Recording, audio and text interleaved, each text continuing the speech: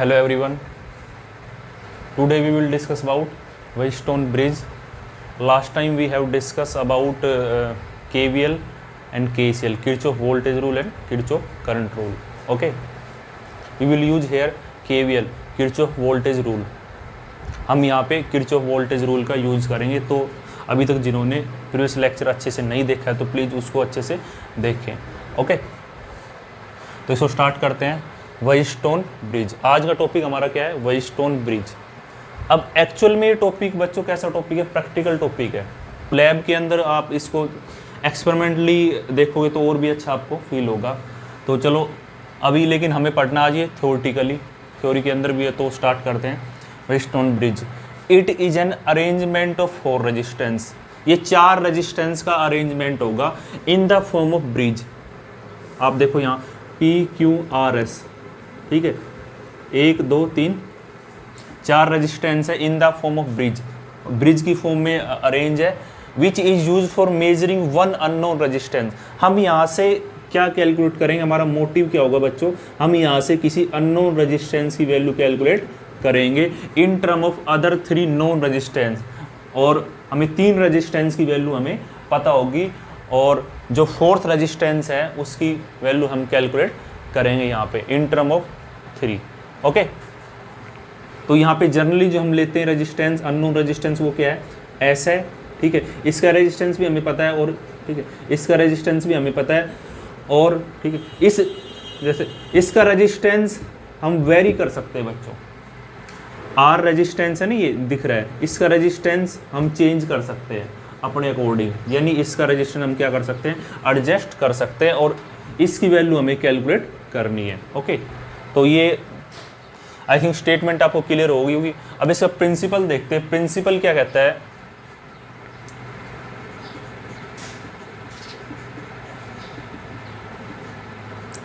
The bridge is said to be balanced. The bridge is said to be balanced when galvanometer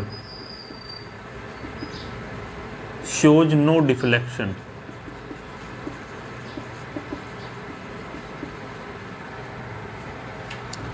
Bridge said to be balanced when galvanometer shows no deflection. That is P upon में Q is equal to R by S. ये इसका principal है। किसका? Wheatstone bridge का principle क्या है? The bridge is said to be balance when galvanometer shows no deflection. ये bridge कब बैलेंस होगा, यानी ये कंडीशन कब हमें ऑब्टेन होगी बच्चों? जब ये जो हमने यूज किया गैलोमीटर, आपको पता है गैलोमीटर क्या करता है? एक करंट को मेजर करता है, ठीक है। किसको मेजर करता है? करंट को मेजर करता है और स्मॉल से स्मॉल करंट को भी ये मेजर कर लेता है। ओके, तो अगर इसके अंदर कोई डिफ्लेक्शन नहीं होगी, यानी इसके अंदर से करंट नहीं जाएगा, तो ये कंडीशन ऑब्टेन हो जाएगी P अपॉन में Q equal to R by S। तो ये इसका प्रिंसिपल है, ये इसकी स्टेटमेंट है। अब देखो इसमें करंट की डायरेक्शन हम बनाते हैं। ये सेल है, ये क्लोजिंग की है और ये टैपिंग की है। अब सेल से करंट जाएगा, पॉजिटिव टर्मिनल से करंट जाएगा I, यहाँ आएगा करंट फिर, ओके, यहाँ इसमें करंट जाएगा। अब यहाँ पे आते ही करंट के सामने कितने रास्ते हैं? 2 रास्ते हैं। तो यहाँ मान लो इसमें कितना गया? I1 गया, तो इस आर्म के अंदर कितना जाएगा? I आ रहा था टोटल, और इस साइड कितना गया? I1, तो कितना जाएगा इसके अंदर? I minus I1। अब यहाँ पे जाएगा, सपोज करो इसके थ्रू करंट कितना है? IG। जो इसके अंदर करंट जा रहा है, गैलोमीटर के अंदर जो करंट जा रहा है बच्चों, वो कितना है? IG करंट है, करंट थ्रू गैलोमीटर। अब बताओ, ठीक है, इस आर्म के अंदर कितना जाएगा? IG तो यहाँ गया। देखो यहाँ जो करंट आ रहा था I1 आ रहा था इस साइड से, और ये IG इस साइड गया, तो यानी कितना बचा? I minus I1 minus IG। Okay, अब ये करंट यहाँ भी जाएगा, ठीक है। अब यहाँ से एक करंट आ रहा है, तो यहाँ पे करंट क्या बनेगा बच्चों? I1 plus IG। देखो एक करंट तो ये आ रहा है और एक करंट ये जा रहा है, तो ये दोनों यहाँ पे मिल जाएंगे और अब यहाँ पे पॉइंट सी पे हमें जो करंट मिलना चाहिए, पॉइंट सी के बाद ये जंक्शन है या नोड है, हमें करंट कितना मिलना चाहिए, ठीक है, जितना करंट सेल ने दिया था आई। एक बार चेक कर लो, इनको ऐड करो, इन दोनों को ऐड करोगे, इसको और इसको ऐड करोगे तो आंसर कितना आएगा, ये देखो कैंसिल हो रहा है, कितना मिल जाएगा आई। क्योंकि मैंने आपको बताया था कि जो पॉइंट जंक्शन पॉइंट होते हैं वहाँ पे केसीएल वैलिड होता है, किरचॉफ करंट रूल। तो ये करंट की डायरेक्शन मैंने आपको बताई है, वेरियस आर्म्स में करंट जा रहा है। अब इस कंडीशन को कैसे हमें ऑब्टेन करना है, इसका प्रूफ पढ़ते हैं।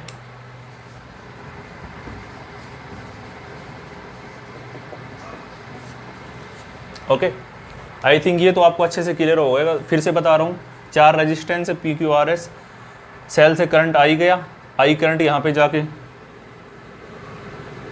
बढ़ जाएगा, डिस्ट्रीब्यूट हो जाएगा।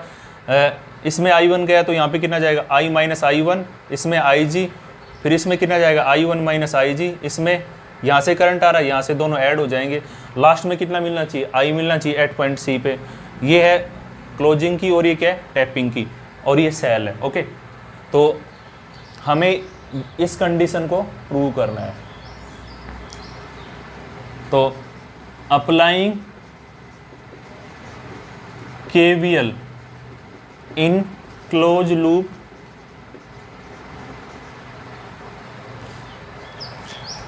KVL in close loop A B D A। बच्चों ध्यान से देखो यहाँ पे कितने लूप है, A B D A, एक तो ये लूप है, B C D B एक ये है, और एक कंप्लीट लूप है। तो इसमें हम क्या करने जा रहे हैं, A B D A के अंदर KVL अप्लाई करेंगे। KVL का मतलब क्या है, Kirchhoff voltage rule, Kirchhoff second law यहाँ पे हम अप्लाई करेंगे इन द क्लोज लूप। हमें स्टार्ट करना A से, फिर B, फिर D A। हम यहाँ से स्टार्ट कर रहे हैं, देखो हम ऐसे चल रहे हैं, ऐसे चल रहे हैं, फिर ऐसे आएंगे, ठीक है, ऐसे चल रहे हैं, देखो हम भी ऐसे चल रहे, करंट भी ऐसे जा रहा है, और बीच में रेजिस्टेंस आ गया, तो यानी पोटेंशियल का बच्चों ड्रॉप। और मैंने बोला था पोटेंशियल का ड्रॉप होगा तो आई आर के प्रोडक्ट का साइन क्या लेंगे, negative.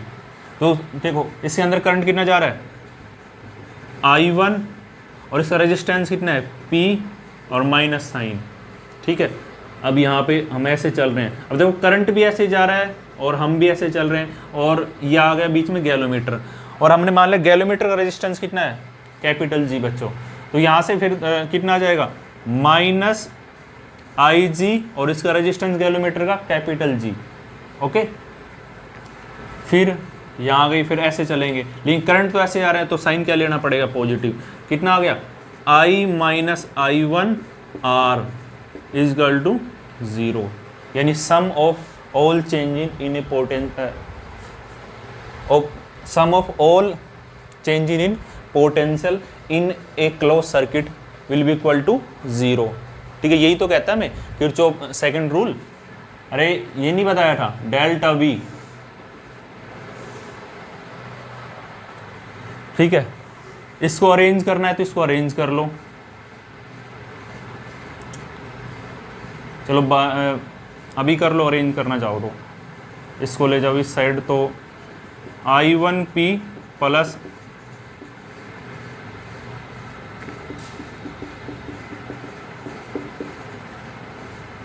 Equation number first. I think इसमें कोई दिक्कत नहीं होगी, मैंने इसको तो रख लिया इस साइड और इसको लेके उस साइड, यानी ऐसे हम इसको लिख सकते हैं। ओके, अब अप्लाई कर रहे हैं KVL in second loop. Applying KVL in BCDB, BCDB, BCDB, इसमें अप्लाई कर रहे हैं लूप। ये लूप कैसा है, क्लोज लूप में अप्लाई कर सकते हैं किरचॉफ सेकंड रूल। तो यहाँ से स्टार्ट करेंगे, B से, यहाँ से जाएंगे तो करंट भी ऐसे जा रहा है, बीच में आ गया रेजिस्टेंस, यानी पोटेंशियल का बच्चों ड्रॉप, यानी साइन क्या लेना है, माइनस। करंट कितना है, I1 माइनस IG क्यों, और यहाँ फिर ऐसे चल रहे हैं ना, करंट ऐसे जा रहा है, हम ऐसे चल रहे हैं, अपोजिट डायरेक्शन है, प्लस,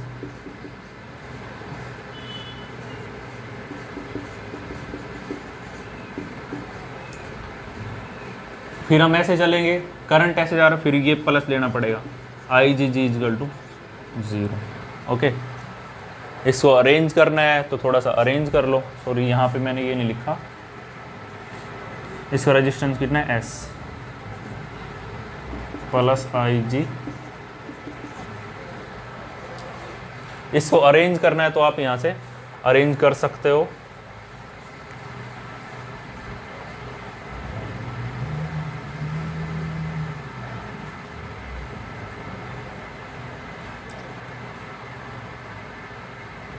ये इक्वेशन नंबर सेकंड दे दो, अरेंज देख लेंगे बाद में, ठीक है। अब देखो हम क्या करते हैं, ये हमारा नॉन रेजिस्टेंस है, this one is non resistance,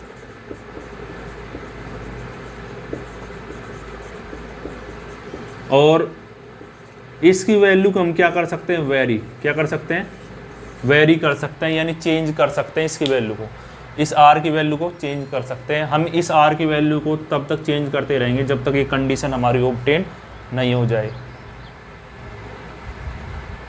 कौन सी कंडीशन, P अपॉन में Q equal to R by S, यानी कि अब ये समझ लो R की वैल्यू को जब तक हम चेंज करते रहेंगे, एडजस्ट करते रहेंगे, जब तक हमारा गैल्वेमीटर कोई डिफ्लेक्शन नहीं दिखा दे। समझ में आया? R की वैल्यू कब तक चेंज करते रहेंगे, जब तक हमारा गैल्वेमीटर कोई डिफ्लेक्शन नहीं दिखा दे। अब मैं इसको साफ कर देता हूँ।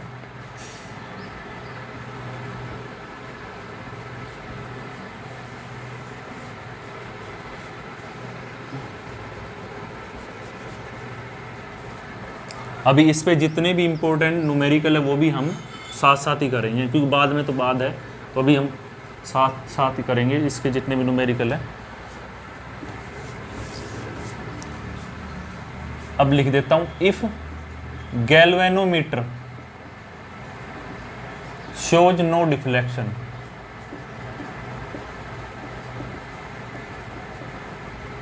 अगर गैल्वेमीटर हमारा कोई डिफ्लेक्शन नहीं दिखाएगा, कब नहीं दिखाएगा, स्टार्टिंग से तो दिखाएगा, इसकी वैल्यू को एडजस्ट करना पड़ेगा, यानी कि आर एडजस्टेड, आर की वैल्यू को क्या करना पड़ेगा, एडजस्ट करना पड़ेगा। तो एक पॉइंट ऐसा आएगा जहाँ पे गैल्वेमीटर हमारा कोई डिफ्लेक्शन नहीं दिखाएगा।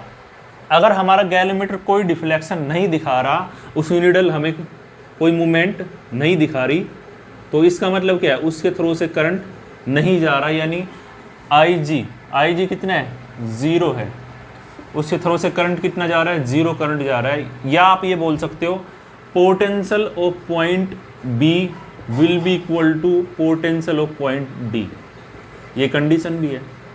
देखो यानी कि इस आर्म के अक्रॉस से कोई करंट नहीं जा रहा, तो इसका मतलब क्या है, यहाँ का पोटेंशियल और यहाँ का पोटेंशियल क्या हो गया, सेम हो गया ना, इक्वल हो गया, क्योंकि आपको पता है करंट को फ्लो करवाने के लिए क्या चाहिए, हमें पोटेंशियल डिफरेंस चाहिए ना। अब नहीं होगा पोटेंशियल डिफरेंस, यहाँ भी इक्वल सेम पोटेंशियल, यहाँ सेम पोटेंशियल है, तो पोटेंशियल डिफरेंस नहीं बढ़ा ना, तो करंट कहाँ से जाएगा। तो ये कंडीशन भी आप लिख सकते हो, V B will be equal to V D, यानी potential of point B will be equal to potential of point D. Okay, तो इसका मतलब आई जी कितना, 0, तो ये कंडीशन हम इन इक्वेशन में यूज कर देंगे। Then equation first and second become, equation first और सेकंड क्या हो जाएगी, तो जहां भी आई जी आपको दिख रहा है वहां पे क्या पुट करोगे आप, 0 पुट कर दो उसकी जगह। तो ये इक्वेशन फर्स्ट है, तो I1P एज इट इज। अब यहाँ पे क्या था, आई जी इंटू में जी, यानी 0 आ गया, आई जी की जगह हम 0 पुट करेंगे, तो मैं लिख रहा हूँ डायरेक्ट, ये तो 0 हो गया ना, ये टर्म 0 हो गई, यहाँ पे है नहीं। इक्वेशन नंबर 3, अब इसमें पुट करो, देखो इसमें पुट करोगे तो ये पुट होगा 0, तो क्या बचेगा, -I1Q, ये बचा ना, -I1Q, ओके, और इधर ये 0 हो गया, तो प्लस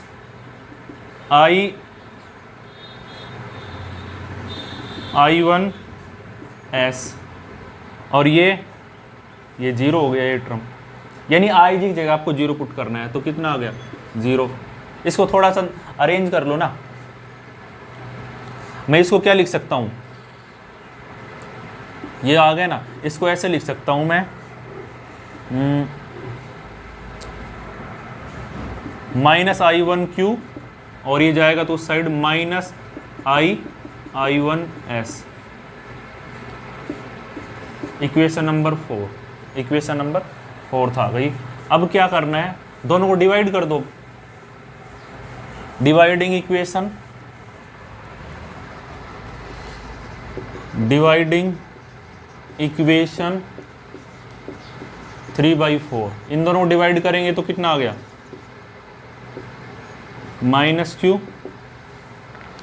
इन दोनों को डिवाइड करेंगे तो इसको इससे डिवाइड करेंगे तो ये आ गया, और इधर ये कैंसिल हो जाएगा R/S, ये माइनस है, माइनस भी कैंसिल हो गया, तो कंडीशन क्या आ गई P/Q = R/S। कैलकुलेशन आप कैसे भी कर सकते हो, इक्वेशन को स्टार्टिंग में भी अरेंज कर सकते हो, कैसे भी कर सकते हो, आंसर ये आना चाहिए। तो P/Q will be equal to R/S, तो ये कंडीशन है, तब जाके हमारा ब्रिज क्या होगा, बैलेंस होगा। और एक बात और बता देता हूँ, व्हाइटस्टोन ब्रिज जो काम करता है वो काम किस पे कर रहा है, नल मेथड। नल मेथड का मतलब है कि गैलोमीटर हमारा कोई डिफ्लेक्शन नहीं दिखा रहा, गैलोमीटर हमारा कोई भी डिफ्लेक्शन यहाँ से नहीं दिखा रहा, तो उसको क्या बोलते हैं, ठीक है, नल मेथड। क्या बोलते हैं, नल मेथड। तो यहाँ से हमें जो अननोन रेजिस्टेंस की वैल्यू मिलेगी बच्चों, वो क्या मिलेगी, बिल्कुल एक्यूरेट मिलेगी। We will get accurate value of unknown resistance, we will get accurate value of unknown resistance, क्योंकि ये इस पे काम करता है, नल मेथड पे, इस कारण हमें अननोन रेजिस्टेंस की। अब एक पॉइंट और बता देता हूँ, व्हाइटस्टोन ब्रिज प्रिंसिपल, व्हाइटस्टोन ब्रिज कब सेंसिटिव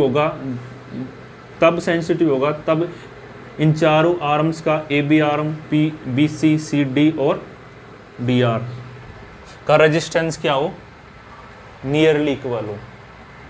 व्हाइटस्टोन ब्रिज, एक तो ये पॉइंट आप लिख सकते हो नोट में, नोट करके,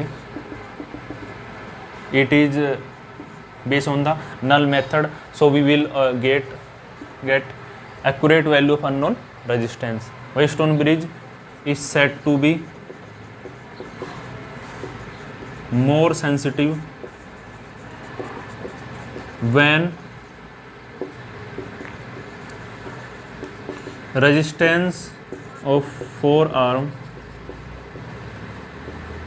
is nearly equal. रेजिस्टेंस जो चार आर्म हमारे पास उनका नियरली क्या हो, इक्वल हो। ओके, तो ये कुछ कंडीशन है और इम्पोर्टेंट पॉइंट है। एक पॉइंट इस पर भी कई बार क्वेश्चन आ चुका है, यहाँ का पोटेंशियल सेम होगा, तभी तो करंट इसमें नहीं जाएगा। अब इसके पढ़ते हैं इम्पोर्टेंट न्यूमेरिकल। ओके,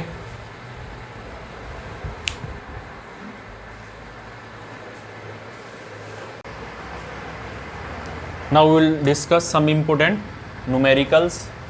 इनको डिस्कस करने से पहले बच्चों आपको दो पॉइंट मैं यहाँ पे बता देता हूँ कि व्हाइटस्टोन ब्रिज का हम यूज वेरी हाई रेजिस्टेंस या फिर वेरी लो रेजिस्टेंस को मेजर करने में यूज नहीं कर सकते।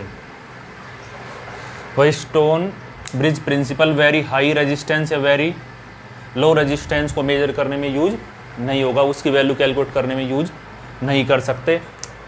ओके, एक पॉइंट और है इंपॉर्टेंट बच्चों,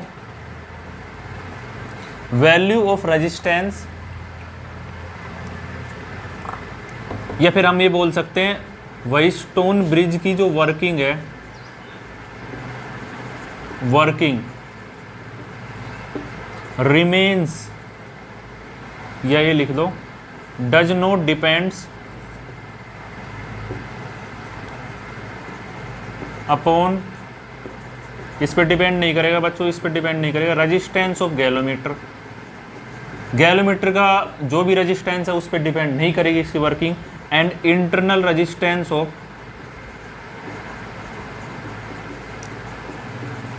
सेल और सोर्स, सेल लगाया, बैटरी लगाई, वट जो भी सोर्स है करंट का देने वाला, तो उनके उसके इंटरनल रेजिस्टेंस पे डिपेंड नहीं करेगा, और जो हमने गैलोमीटर लगाया था उसी रेजिस्टेंस पे भी इसकी वर्किंग डिपेंड नहीं करेगी, और वेरी हाई और वेरी लो रेजिस्टेंस को मेजर करने में हम यूज नहीं करेंगे। कोई मीडियम टाइप का रेजिस्टेंस होगा तो उसको हम इजीली मेजर कर सकते हैं, ठीक है। अब पढ़ते हैं न्यूमेरिकल, आप 2 पॉइंट ये भी नोट कर लेना उनमें। अब देखो ध्यान से देखो, फर्स्ट क्वेश्चन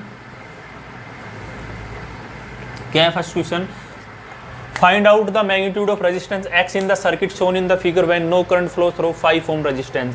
ये सर्किट गिवन आपको, यहाँ 5 ओम के रेजिस्टेंस से कोई करंट फ्लो नहीं हो रहा बच्चों, यहाँ से कोई करंट फ्लो नहीं हो रहा, तो यानी इसका कोई रोल नहीं है। अगर यहाँ से कोई करंट फ्लो नहीं हो रहा तो ये किस कंडीशन को वो करता है, satisfy, it satisfy condition of balance Wheatstone bridge.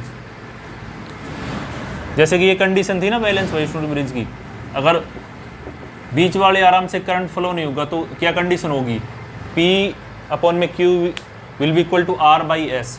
तो कुछ ऐसा हो रहा है क्योंकि यहाँ से तो करंट फ्लो नहीं हो रहा, ठीक है।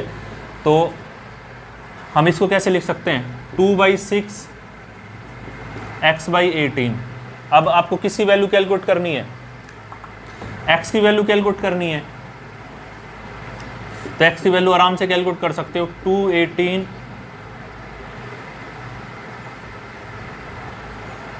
6, ठीक है। तो कितना आ गया, x की वैल्यू कितनी आ गई बच्चों, 6 ओम। कितनी आ गई x की वैल्यू, 6 ओम। आप ऐसे इसकी वैल्यू कैलकुलेट कर सकते हो। ये सर्किट जो बच्चों इक्विवेलेंट सर्किट जो बन जाएगा इसका, वो ये बन जाएगा,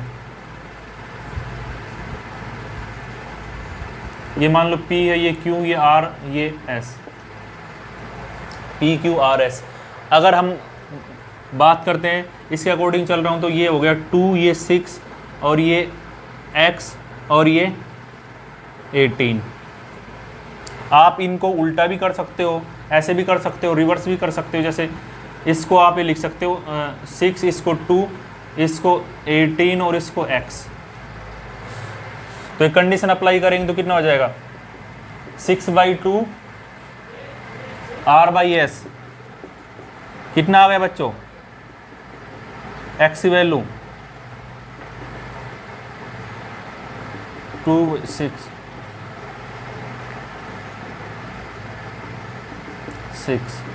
ओम। तो ऐसे भी कर सकते हो क्योंकि हमने जो वो पढ़ा था ना उसके अंदर क्या माना था, इसको माना था नो रेजिस्टेंस। तो आप ऐसे भी कर सकते हो, ऐसे भी कर सकते हो, इसमें कोई वो मिस्टेक नहीं है, ठीक है। अब क्वेश्चन नंबर 2 पे आते हैं।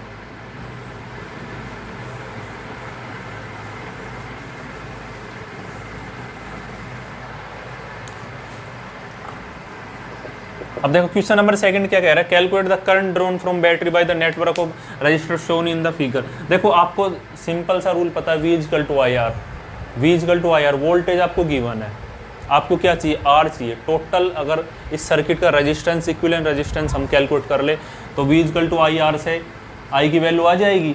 लेकिन हमें समझ में नहीं आ रहा कि कौन सा पैरेलल में, कौन सा सीरीज में है, ठीक है। तो अगर इस टाइप का सर्किट आपको मिलता है, देखो एक बात और बता देता हूँ आपको, ठीक है।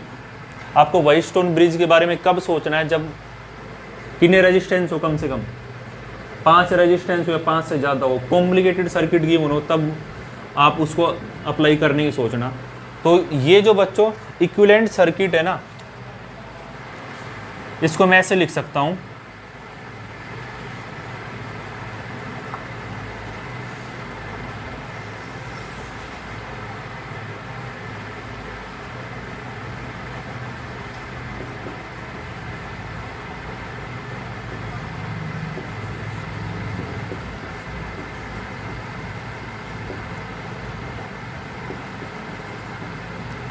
ये 1, ये 2, ये 2, ये 4, ठीक है। इस सर्किट को मैं ऐसे बना सकता हूँ, यानी इस सर्किट का इक्विवेलेंट सर्किट ये है बच्चों। क्वेश्चन नंबर 2 पढ़ रहे हैं हम, ठीक है। देखो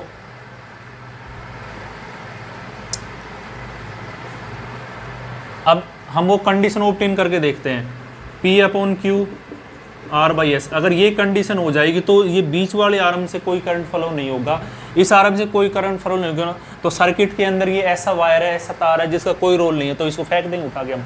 फिर यहाँ से एक बार ये कंडीशन ऑब्टेन करो, P है ये Q, ये R और ये S है, कितना आ गया 1/2 P की जगह और 2/4, 1/2 1/2। तो कंडीशन अप्लाई हो रहे हैं यहाँ पे, यानी इस आर्म से करंट फ्लो नहीं होगा। अब इस आर्म का कोई रोल नहीं है, ये कंडीशन इसने क्या कर दी, सेटिस्फाई कर दी। और ये कंडीशन किसकी है, व्हाइटस्टोन ब्रिज प्रिंसिपल है। ओके, तो इसका कोई रोल नहीं है, तो फिर इसको हटाओ यहाँ से, ये मैंने इसको हटा दिया। अब देखो, अब ये किस में हो गए, अब ये दोनों किस में है, अरे यहाँ से जो करंट जाएगा, मान लो यहाँ से जो भी करंट जाएगा इन दोनों में तो सेम जाएगा, इन दोनों में सेम जाएगा, यानी ये दोनों किस में है, सीरीज में। सीरीज का फॉर्मूला क्या है, रेजिस्टेंस कैलकुलेट करना, R1 + R2 कितना आ गया बच्चों, 1 + 2 कितना 3 ओम। ऐसे इसका कितना आ गया, सीरीज में दोनों ये, इसका आ गया 4 + 6, 4 प्लस या 2 + 4 लिख लो, वटेवर कुछ भी लिख लो, 6 ओम आ गया। तो ये अब सर्किट क्या बन गया, इक्विवेलेंट सर्किट ऐसा हो गया, 4 वोल्ट। ये कितना था 3 और ये कितना था 6। इन दोनों कैलकुलेट करने के बाद ये लिख दिया इनको। अब ये दोनों किस में है, पैरेलल में।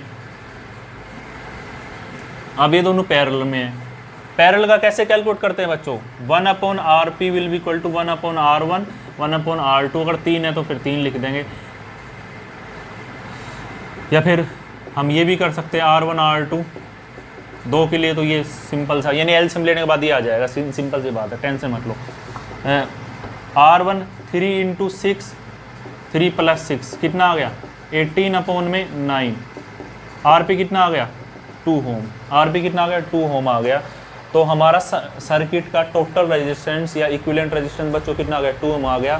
तो V = IR से हम क्या यूज़ कर सकते हैं, V = IR। I चाहिए तो V/R।